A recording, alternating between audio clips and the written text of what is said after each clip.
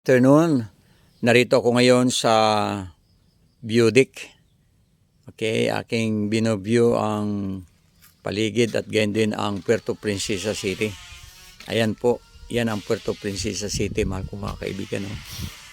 Yan, kitang-kita po dito. Dito ako ngayon sa harapan ng church, nakatayo. Ayan ang Puerto Princesa. Oh. Ayan, pag narito ka sa harapan ng church, ay nakikita mo ang Puerto Princesa City. Okay, at dito sa baba, ayan, dito malalim, tamo. Tinaman ko ng mga pinya. Tinaman ko ng mga pinya para magamit ang lupa. Sayang kasi, kaya tinaman ko ng mga pinya, lumalaki na sila. Kamakailan lang po ito itinanim. Ayun. Yan ang mga saging. Uy, may bulaklak ang saging, mahal kong mga kaibigan. Yan, kita po na. Yan.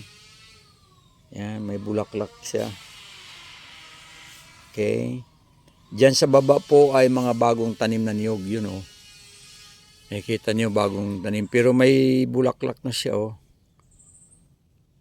Yan. At ang sa unahan yan ay puro bakawan na po yan. Diyan nangingitlog ang mga isda kapag taib. Diyan nanginginain din ang ibang mga isda. At dito ay katabi ng church ay ang mga puno tulad nitong amulawin. Ayan. Yan. Daming ibon diyan, mahal ko mga kaibigan, sapagkat napakaraming bunga ang amulawin. At yan ang kinakain ng mga pikoy. Yung parrot ba? Okay. Wala pa akong nakita ditong myna bird. Yung itim na nagsasalita din na ibon. Okay, so dito dumadaan sa tapat niyan ang cruise ship. Mga barko galing Manila, diyan.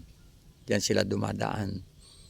So diyan, ito po ang lugar na kung saan ay dito ako nag-i-enjoy. Yan, tinan mo ang bagong talbos na saging. Yung parang turutot na yan. Ayan. Kaya ganda dito sa bukid talaga. Okay, so mahal ko mga kaibigan, ang sarap mamuhay sa bukid na payapa at marami kang marinig na huni ng ibon, iba't ibang mga hayop. At dito sa lugar na ito ay nalalanghap ko ang masarap na samyo ng hangin. Amihan po ngayon kaya malamig sa lugar na ito. So maraming salamat, mahal kong mga kaibigan, sa patuloy niyong pagtangkilik sa aking mga video. Salamat po sa inyong pagsuporta at ako'y natuwa sapagkat yung isang video ko ay nag-viral. Umabot po sa 6 million na po yung views. Kaya maraming salamat po sa inyong pagtangkilik. God bless you po. God bless you. Bye-bye.